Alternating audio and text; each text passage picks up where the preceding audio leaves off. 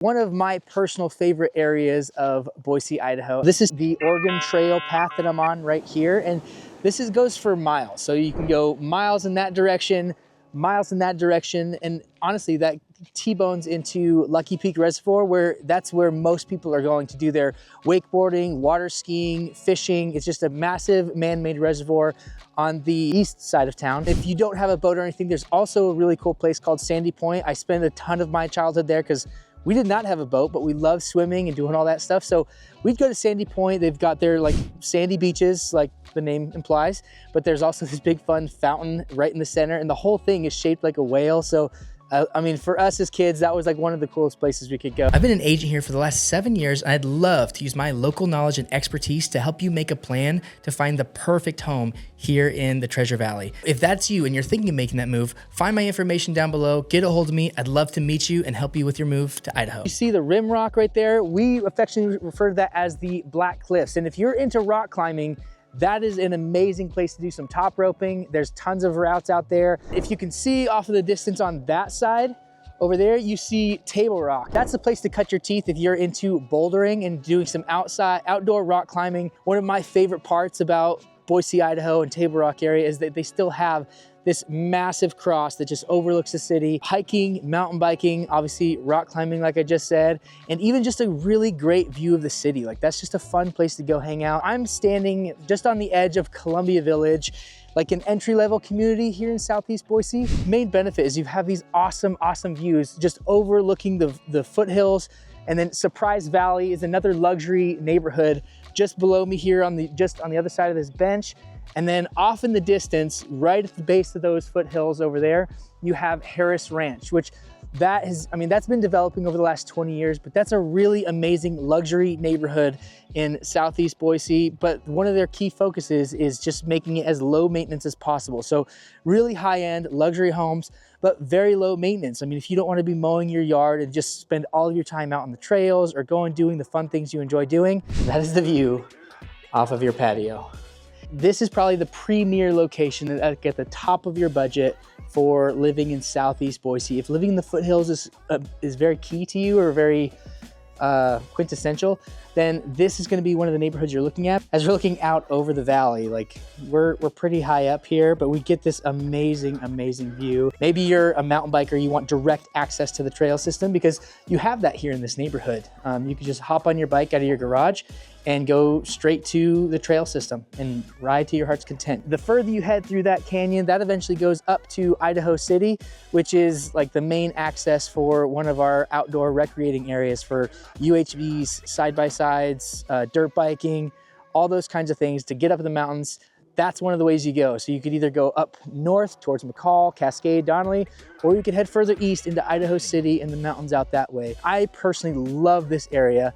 But what are the downsides? I'm gonna take you to one of my other favorite spots in Southeast Boise, and we'll talk about some of those other cons that you might want to consider before moving out this way. While close to the foothills might have been the reason that you chose to move to Southeast Boise, it also comes with its own risk. We're in the high desert. You got a dry, hot climate, and it gets pretty windy at times. And so every summer, late summer, we are dealing with forest fires. And occasionally, those fires can start right up in the foothills, i.e. your backyard. And with the high winds, that can help the fire travel very fast, very quickly. That fire exposure and that fire risk essentially is going to increase your insurance. You're going to pay a little bit higher insurance than you would like further into the valley, but then also like obviously the risk of your house burning down. Another con of living in Southeast Boise is the local improvement districts, which essentially just means you're paying a little bit higher taxes to improve your area.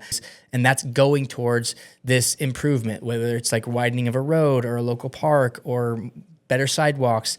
These are all things that you're going to be paying for depending on which neighborhood you live in. That's something to consider when you're shopping in Southeast Boise. Just make sure you're aware which neighborhood you're in and if they have an LID or a local improvement district on that property. Most of Southeast Boise is newer construction, like within the last 10 years or so, with the exception of a couple neighborhoods, but with newer construction comes newer vegetation. So if you're one of those people that have to have that massive willow or massive oak tree in your front yard that shades your whole house and your whole backyard, you're not really gonna get that, with the exception of Columbia Village, another really like hidden gem neighborhood that's about 20 to 25 years old or so, is gonna be Barber Point and Nature Wood Duck, which these are more luxurious type communities, but they're 20 to 25 years old, lots of mature trees, lots of shaded walkways and sidewalks. Those are awesome, awesome areas if you want to be in Southeast Boise, but that mature vegetation is important to you. Access to the Boise River. Again, if you're wanting to be in Southeast Boise, likely the foothills and everything is a plus for you, but you mainly you just want to be near the river, whether you're looking to fish or float the river or tie up a rope and do some rope swinging. I mean, this is why everyone goes to the Boise River. However, be cautious. If you're thinking that you want to be just fishing out your back door, you can do that. A lot of people do that, but just be aware, like 90 to 95% of the people that live in Boise are using the Boise River to float it and swim in it. When it comes to floating the Boise River, being in Southeast Boise is so ideal because that's where the launching point is. Barber Park is where everyone launches. In recent years, they've developed Barber Park to where it's like a full-on facility. You could rent all of the gear, everything that you need, like the boat, the paddles, the life jackets, to get yourself down the river, and you don't even have to worry about getting it back to the facility at Barber Park. Leave it at Ann Morrison where you get out, and they take it back for you, and it's just they make it very easy to float the river. The float is about 2 to 3 hours or so. It can get longer though if you make plenty of stops along the way, which you usually want to make at least a couple stops, whether you're going to have a picnic somewhere. There's various like rope swing opportunities along the river. And one of my favorite stops actually is the Red Bridge. A lot of people use this bridge to like do some bridge jumping. There's even tons of like rocks and other areas to get out and just explore the river. It's super, super fun. I love floating the river. So many childhood memories doing that. So that's definitely something you're gonna want to build into your summer routine if you're living in Southeast Boise, because you have it all right there, super accessible for you. Real quick, if you're liking this video, but you wanna know about other areas and different suburbs of the Treasure Valley, make sure to click the link below. I'm giving you a free guide PDF to let you know about the pros and cons of other areas throughout Boise that I maybe didn't cover in this video. Check that out right below for more information. What is your shopping opportunities like here in Southeast Boise? Well, right now, I wanted to highlight an area that you'll probably see in your travels in Southeast Boise. It's called the Boise Outlet Mall. 30 years ago, this place was happening. I mean, this is where I got all of my school clothes, my new school shoes, backpacks, school supplies.